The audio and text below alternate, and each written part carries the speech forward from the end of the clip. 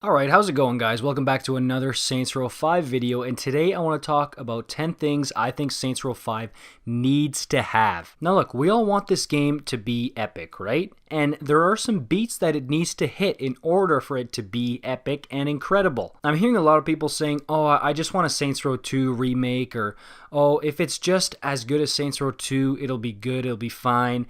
And I think that they should aim for more. Because we're in a new generation of consoles and gaming is always pushing the boundaries, and always improving, I think that this game really has an opportunity to be something special and honestly a classic.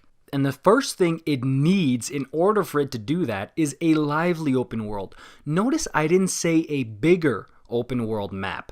I said lively, and what that means, it means NPCs that aren't just copy-pasted cardboard cutouts. It means lots of dynamic events and things going on everywhere on the map, tons of enterable buildings, cool locations to visit, secrets to uncover, and things to do that aren't directly tied to main missions or even side missions.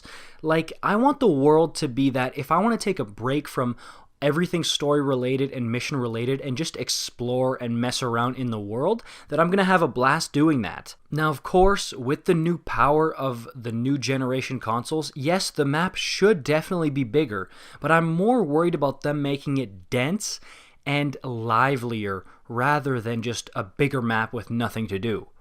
Next up, great story and missions. Now let me clarify on this one.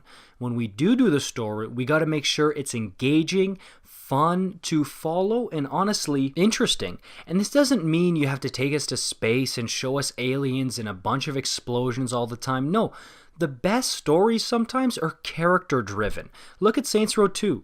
There's no huge alien Zinniac fight in Saints Row 2, but the story of that game is probably the best in the entire series, and Saints Row 1 as well. It's a very intricate, intimate story with a few characters that you care a lot about. That's what makes the best story. And the missions. You guys have heard me talk about this ad nauseum, okay?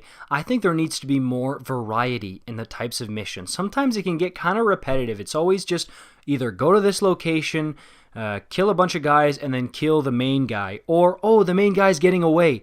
Chase after him, blow up the cars of all of his goons, and off him. Now, of course, I do love the variety when they do different things, like with Killbane in the wrestling ring, or even the thing with the tiger. Like, I know that got old super quick, but the first time he did, the tiger thing was kind of cool. And don't get me wrong, I love the missions where you have to go and just blow up 8 million gang members. I love that. But I'm just saying that they should add in some variety to it.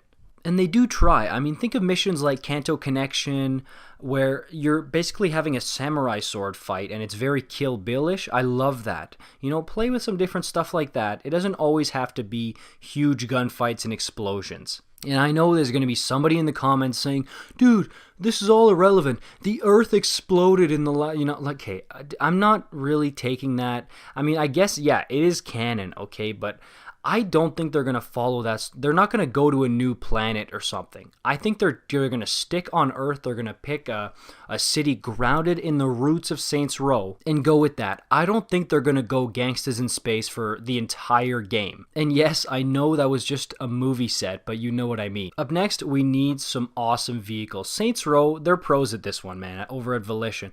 Things like the Genki Manipult, the VTOLs, like they know what they're doing here. Just keep going. Don't be like Cyberpunk with the bland vehicles they got going there, just a bunch of different cars. Don't be afraid to have a bunch of different air vehicles, land vehicles, maybe even sea vehicles, because honestly, that's a way bigger part of open world games than people think, is the vehicles and the different types of them. And again, this is where I think that using the power of the PS5 and Series X could really come into play, because you're a gangster, you want to make money, why don't you want to buy a yacht? Okay, how cool would that be as like a vehicle to have like parties on your yacht? And yeah, GTA Online had it, but it was kind of half-baked, I would say. I think Saints Row could go all in, and it would give you a really awesome thing to save up your money for. Up next, speaking of spending your money, Customization. Again, here's Saints Row. They know what they're doing. Customization has always been a strong suit of this franchise. Like, I can go in and make Jackie Chan.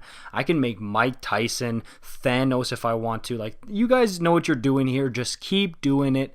And honestly, the character customization and the fact that there's plastic surgery like shops you can go to, that's also awesome. Because at any time you want to change your character's appearance, you can just go do it. To me, the vehicle customization in Saints Row, it's fine. You know, it's decent. It's nothing world breaking. I don't think it's incredible, the best thing to happen to car customization ever, but it's cool.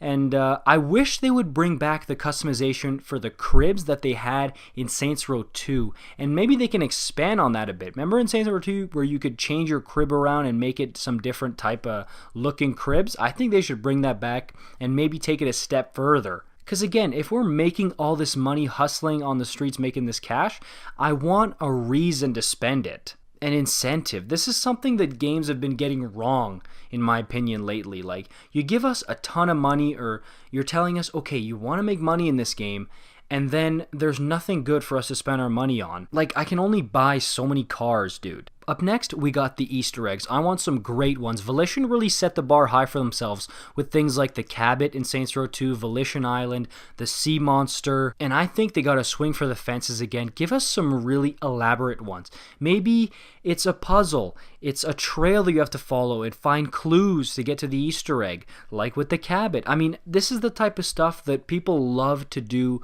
when they're exploring, is find Easter eggs. Dude, you know how fun it is. You must. It's so awesome when you're going Easter egg hunting in video games. And Volition clearly knows that with the Easter eggs they've given us in the past. So go out and expand on that. Up next, I want great weapons. And no, that doesn't necessarily mean the dildo bat, okay? I mean, I'm talking about in general. This is where you can get creative. You don't just want to have shotgun, SMG, assault rifle, RPG, you know, like you don't want the basic stuff. This is what I like when they go with things like the pimp slap, the pimp cane, the chainsaw, the fire extinguisher, the samurai sword. Like, I could go on. And I expect them to make different animations for these, because in Saints Row the 3rd and 4, when you would hit somebody with, say, a machete or like the huge things that looks like a dark saber from the Mandalorian, it's always the same animation. I wish they would switch it up a little bit. Like in Saints Row 2, how there was like dedicated animations for different melee weapons. This is where the game could go a little bit wacky because it's up to the player. The player can choose if they want to use a boring assault rifle or if they want to go and use a flamethrower to light everything up. Up next, I want more interiors and I want them to be detailed. Yes, this does fit with the lively open world point, but I felt like this deserved its own mention because to me this is so important. You don't want cities that are almost all outdoors. Like, you really want there to be secret locations and buildings. They don't have to necessarily be labeled on the map. Like, think about all the places in Saints Row 2 that you could just walk into and be amazed by. The Science Center, the Meat Factory. In Saints Row 1, there was all the movie theaters. There was like 5 or 6 different bars you could go into. To me, this is really important to kind of encouraging exploration for the player and making the world feel more alive. And that's how you get something like You know how many times people say they want Stillwater and how much they love Stillwater in my comment sections? They say it. I hear it all the time, dude. So you don't get there just by kind of making a bland steelport. You get there by adding a bunch of awesome NPCs, enterable buildings, cool locations to visit. It's really important. And lastly, I want secrets. And I know secrets, how could that be important?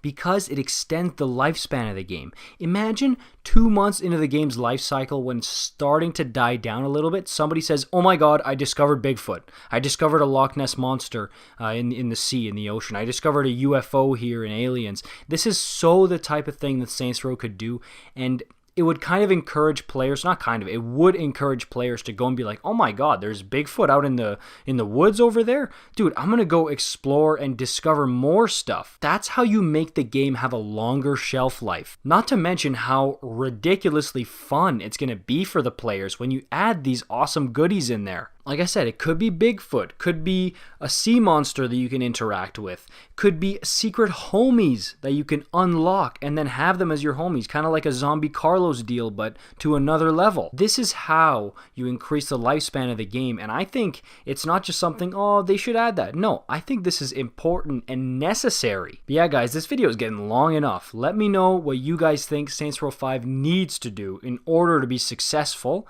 And maybe I'll make another video, part 2, where I talk about your guys' opinions on this subject. If you like this type of stuff, make sure to leave a like, subscribe, and hit that notification bell. See you in the next one, alright? Peace out.